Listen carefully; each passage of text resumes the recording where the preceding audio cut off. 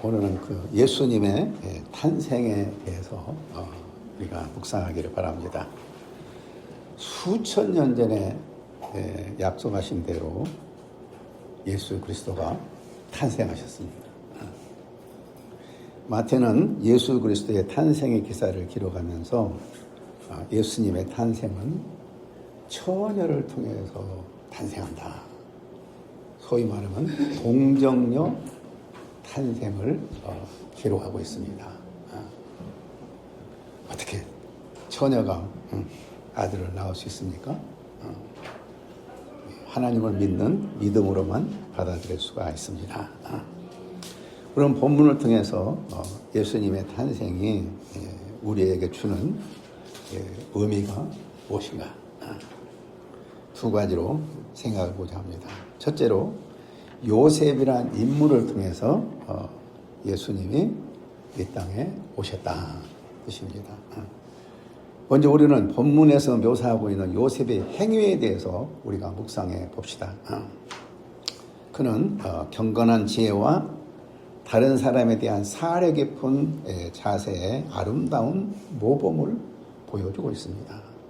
그는 장차 아내가 될 사람에 대한 아주 불미스러운 소식을 들었습니다. 그러나 그는 그에 대해서 성급하게 행동을 취하지 않았습니다. 그는 어떻게 하는 것이 옳은 것일까?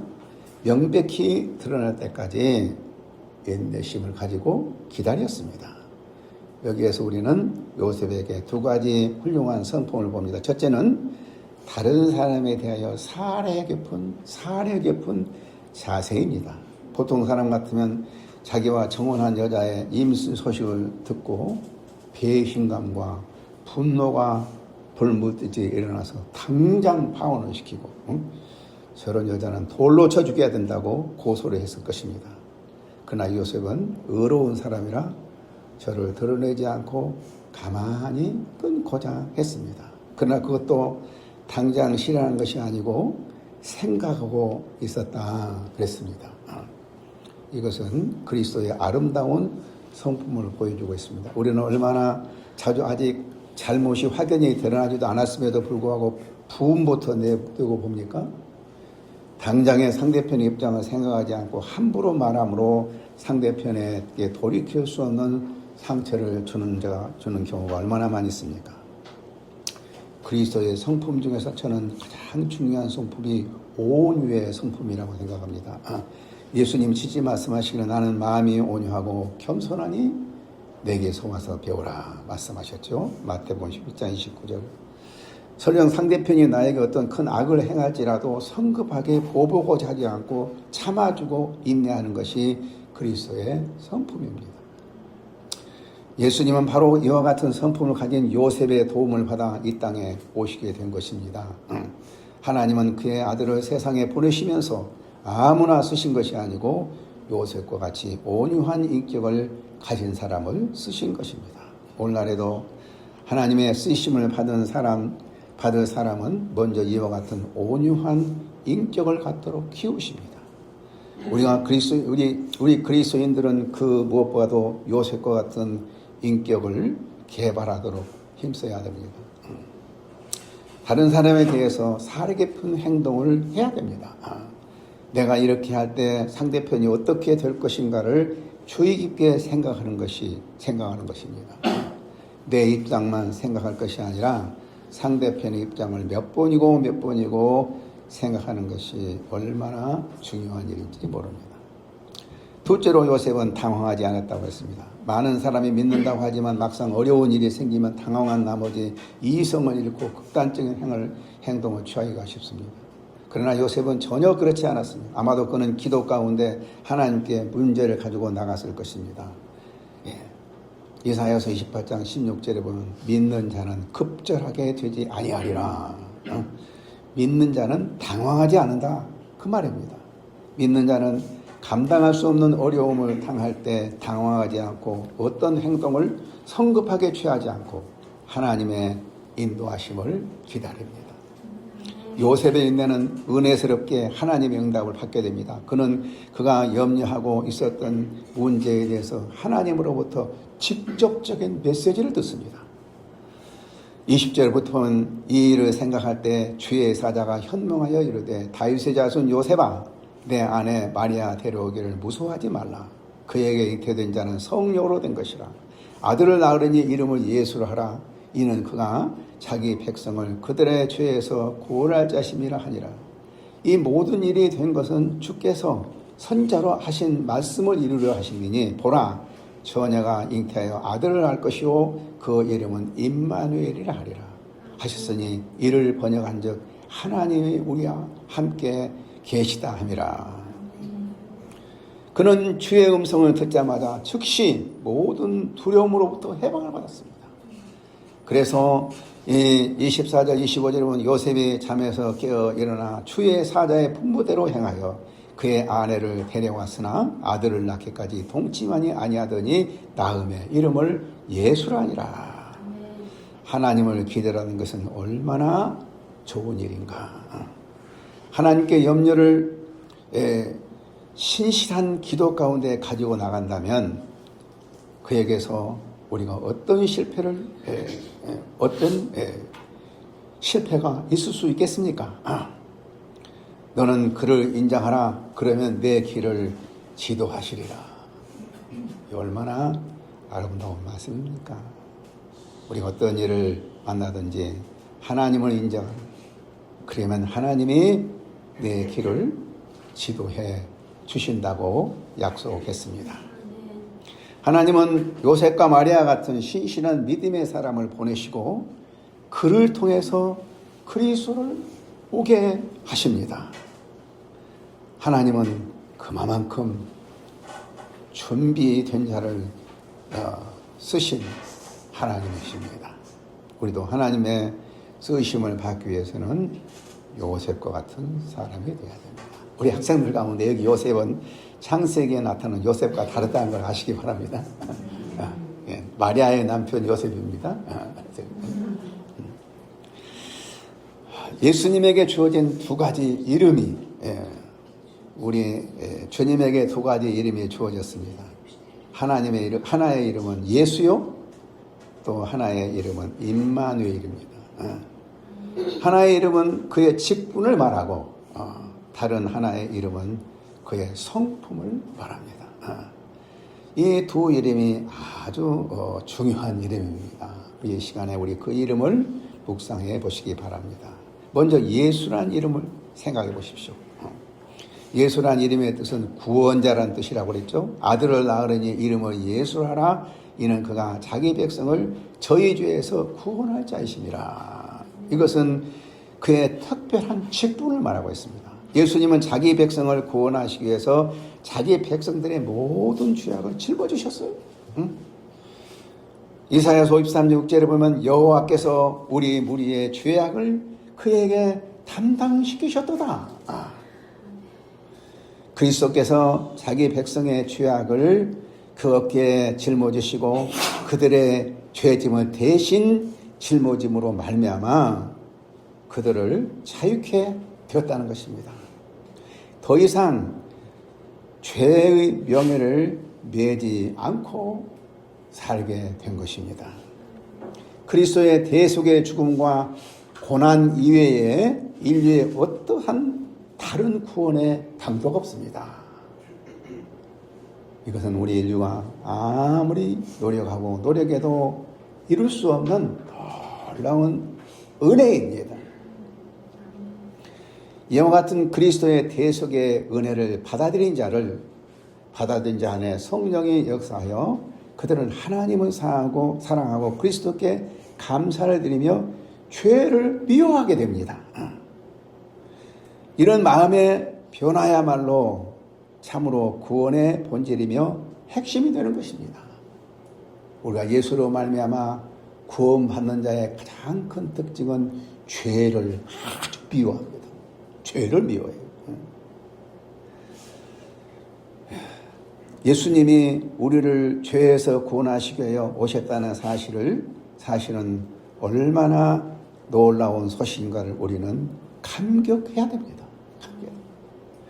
그리스도인 가운데 많은 사람이 한 번 구원만 받으면 이제 죄와는 무관한 것으로 생각하기 쉽습니다. 그러나 그것은 우리가 더 이상 예수만 믿으면 죄를 안 짓는 것으로 오해를 하기 때문입니다.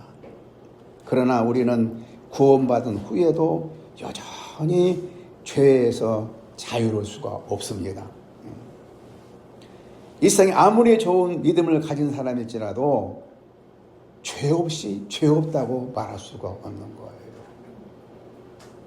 아브라함도 죄를 범했고 다윗도 죄를 범했고 모세도 죄를 범했고 이 세상의 모든 사람들은 다 구원받았어도 역시 죄에서 자유로울 수가 없는 것입니다. 그래서 참으로 구원받은 자의 특징은 끊임없이 죄와 더불어 싸워야 하고 또한 우리를 죄에서 구원하신 예수님의 십자가를 바라봐야 되는 것입니다.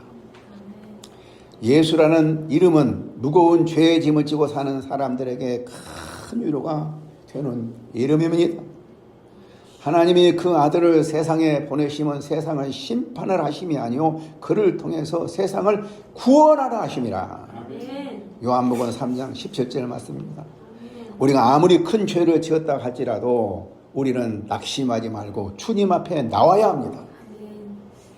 어떤 큰 죄를 지은 자도 주님 앞에 나가면 우리를 벌주고 심판하신 것이 아니고 우리 죄를 깨끗이 씻어주시는 분이십니다. 우리가 죄 없이 의로운 사람이라면 예수가 필요 없습니다. 응? 우리가 죄인이기 때문에 예수님이 필요한 것입니다. 예수님은 의인을 보러 오신 것이 아니고 죄인을 구원하러 오셨다고 말씀하셨습니다. 마가복음 2장 17절 말씀이죠. 하나님 앞에서 진실하게 살고자 하는 자들은 항상 자기의 죄를 깨닫고 예수님 앞에 죄를 고백하고 그래야 예수님께 나와서 죄사함의 은혜를 받아야 되는 것입니다. 그래서 우리 구원받은 그리스도인들도 항상 죄의 고백과 믿음의 고백이 필요한 것입니다. 아들을 낳으려니 이름을 예수라 하라. 이는 그가 자기 백성을 저희 죄에서 구원할 자이심이라. 두 번째로 임마누엘이라는 이름을 생각해 보십시다. 이 모든 일에 된 것은 주께서 선지자로 하신 말씀을 이루려 하심이니 가라사대 보라 처녀가 잉태하여 아들을 낳을 것이요 그 이름을 임마누엘이라 하리라 하셨으니 이를 번역한즉 하나님 우리와 함께 계시다 함이니라. 처녀의 몸에서 낳은 예수가 임마누엘이라는 의미는 너무 놀라운 영적인 신비입니다. 이것은 신학적으로도 매우 중요한 것입니다. 이것은 인간이 결혼해서 낳은 모든 아들들은 모든 인간들은 모두가 아담의 죄가 유전되어 태어나서부터 죄인입니다. 그러나 여인의 몸에서 나신 예수님은 죄가 없으신 하나님이십니다. 그래서 지난 주일도 살펴보았듯이 예수님이 족보 이야기를 쭉 하다가 누가 누구를 낳고 누가 이제 아브라함이 이삭을 낳고 이삭이 야곱을 낳고 이러다가 마지막에는 이제 그 마리아에게서 예수가 나니라 이런 얘기가 나오죠. 이 여인의 몸에서 예수님이 나셨다는 것은 예수님은 죄가 없으시다는 거예요. 전혀 없으시다는 거예요. 그래서 예수님은 완전한 인간이시오 완전한 하나님이 되시는 것입니다. 그러므로 예수님을 통해서 우리는 하나님과 함께 할 수가 있습니다.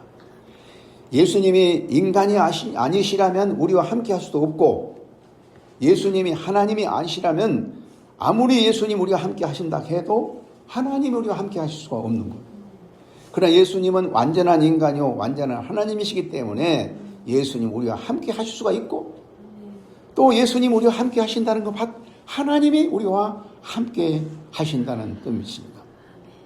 그래서 우리는 예수 안에서 온전한 하나님과 연합을 체험할 수가 있는 것입니다. 우리가 예수 안에서 온전한 하나님과 함께 하심을 체험하게 될 때 그 은혜가 얼마나 놀라운 일인지 모릅니다. 우리는 예수 안에서 하나님과 연합된 신앙의 경험을 가지고 살아야 됩니다. 그 예수와 연합된 자들에게 주어진 은혜가 무엇입니까? 첫째로 우리가 어떤 어려운 상황 가운데 있을지라도 조금도 염려하거나 두려워할 것이 없다는 것입니다. 사망의 음침한 골짜기를 지날지라도 해받을 것을 두려워하지 않는 것은 하나님이 우리와 함께 하심이라. 하나님이 우리와 함께 하시기 때문에 우리가 아무리 힘들고 어려운 가운데 있다 할지라도 전혀 두려워할 것이 없다는 것입니다. 나는 가끔 내 아내가 암을 앓고 있는데 나보다 먼저 죽으면 어떻게 하는 두려움이 참 많아요. 그래서 내 아내가 의사를 만나러 병원을 간 날이면 온통 긴장을 해요.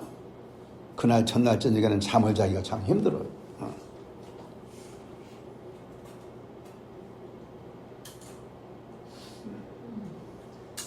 그럴 때마다 저는 하나님 앞에 나와서 회개합니다. 하나님이 함께 하신다면 어떤 해도 받지 않는데 왜 두려워하느냐? 간절히 기도하면서 이 은혜를 생각하면서 정말 하나님이 함께 하신다는 것이 얼마나 감사한 일인가 생각합니다. 하나님이 함께 하심으로 우리는 아무리 힘든 환경을 만나더라도 해 받을 것을 두려워할 필요가 없다는 것입니다. 둘째로 우리가 주님께서 맡겨주신 사명을 감당하고자 할 때 큰 힘이 됩니다. 때로 우리는 하나님을 위하여 큰 비전을 품고 그 비전을 이루고자 하는 사명을 감당하고자 할 때 그 사명감이 너무 커서 부담을 느낄 때가 너무 많아요. 그래서 사명이란 말만 들어도 피해의식을 합니다.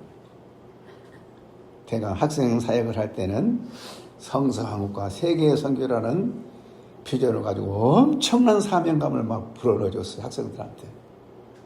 그래서 물불을 가리지 않고 학생들이 섬기면서 나중에는 학생들이 자기 힘으로 그 일을 이루고자 하다가 낙심을 해가지고 피해의식을 갖는다고. 피해의식이란 말이 요즘은 피해의식이란 말 별로 안 듣는 거 없어요.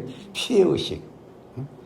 주님의 영광, 하나님의 사명을 감당하는데 너무 헌신하다 보니까 결국 남는 거 하나도 없고 내가 어떻게 살란 말인가. 그런 그 피해의식을 갖는다고 그래가지고 피해의식이란 말이 굉장히 많이 있었어요.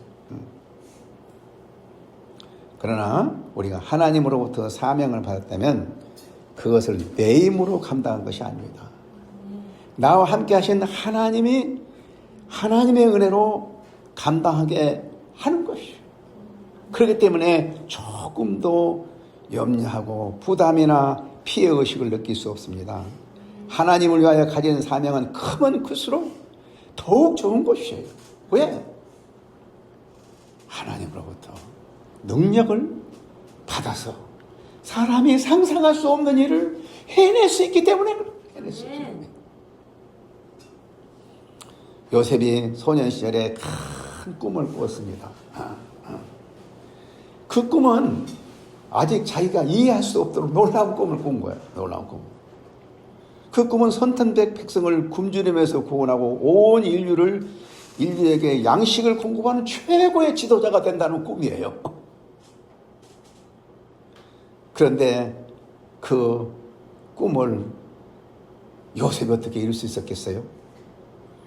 그 꿈을 이루어 가신 분은 하나님이셨습니다. 그가 하는 일은 인신매매에 팔려가고 나무 집에서 종으로 살고 여인을 겁탈했다는 누명을 쓰고 감옥에 가고 감옥에서 참 도움을 받은 사람이 은혜를 잊어버림으로 풀려난 소망까지도 다 없게 되었습니다. 그러나 하나님이 그와 함께 하셨습니다. 하나님의 영에 감동된 사람으로 그는 우뚝 서게 됩니다. 그래서 천문학, 점술학, 정치학 등의 뛰어난 학식을 가진 바로의 대신들을 물리치고 당당히 애굽 대국의 총리가 됩니다. 그 총리 직분을 통해서 하나님의 보여주신 꿈이 성취된 것입니다. 그래서 그런 꿈이 이루어졌을 때 어린 시절 그에게 꿈을 주신 하나님을 새롭게 깨닫게 됩니다. 그래서 자기를 판 형제들을 용서할 수 있게 됩니다. 그러면서 그들에게 얘기했습니다. 창세기 50장 20절에 보면 당신들은 나를 헤아려 하였으나 하나님은 그것을 선으로 바꾸사 오늘과 같이 많은 백성의 생명을 구원하게 하시려 하셨나이다. 꿈을 주신다는 것 얼마나 놀라운 일인지 모릅니다. 얼마나 놀라운 사명을 갖는다는 것이 얼마나 놀라운 일인지 모릅니다. 왜요? 그 사명은 하나님이 은혜로 능력으로 감당하게 하는 것입니다. 사명이 크다고 해서 짐이나 부담이 절대로 아닙니다. 피해의식 가질 거 없습니다. 하나님이 함께 하심으로 사명을 감당해 하십니다. 우리가 30만 명의 해외 학생 선교를 위하여 이곳에 모였습니다. 이 초라한 모임이 어떻게 30만 명의 유학생을 선교할 수 있었겠어요?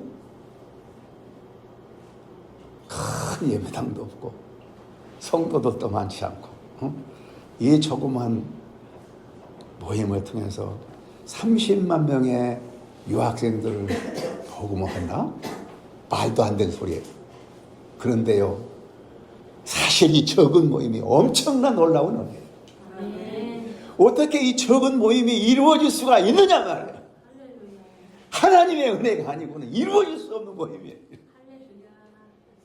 저는 이번 한 사람 한 사람들 생각할 때마다 어떻게 이런 분들이 여기 와서 예배를 드릴 수가 있다니 상상할 수가 없어.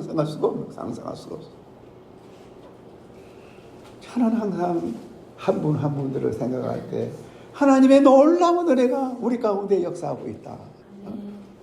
그래서 늘 감사하며 하나님께서 한 사람 한 사람을 붙들면서 기도하면서 하나님의 큰 축복의 길을 축복합니다. 영적으로 특별히 축복해 주시기를 바랍니다.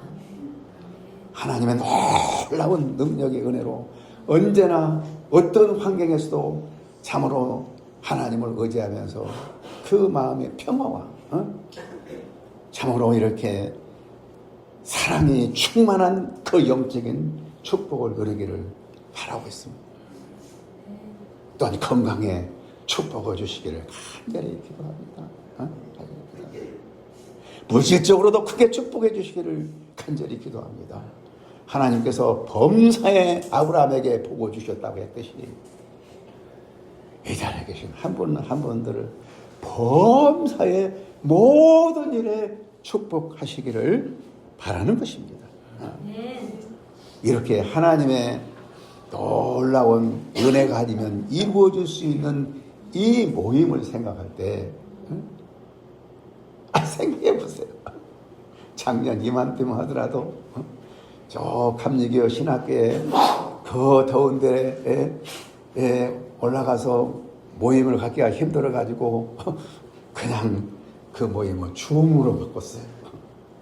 오갈 데 없는 우리가 어떻게 이 비싼 곳에 와가지고 이렇게 훌륭한 사람들이 함께 예배를 드릴 수 있다니, 이건 아무리 생각해도 하나님의 놀라운 은혜예요. 하나님이 함께 하시지 않고는 이룰 수 없는 놀라운 역사예요. 이것이 산 증거예요. 그렇다면 하나님께서 우리를 통해서 30만 명의 유학생들을 전도한다는 것도 불가능한 것이 아니에요. 왜요? 하나님이 우리와 함께 하시기 때문이에요. 예수님의 탄생 이야기는 인간이 상상할 수 없는 하나님의 놀라운 기적 역사예요. 우리에게는 최고의 기쁜 소식이 아닐 수가 없습니다. 그래서 기뻐하라 이스라엘 곧 오시리 오 임마누엘,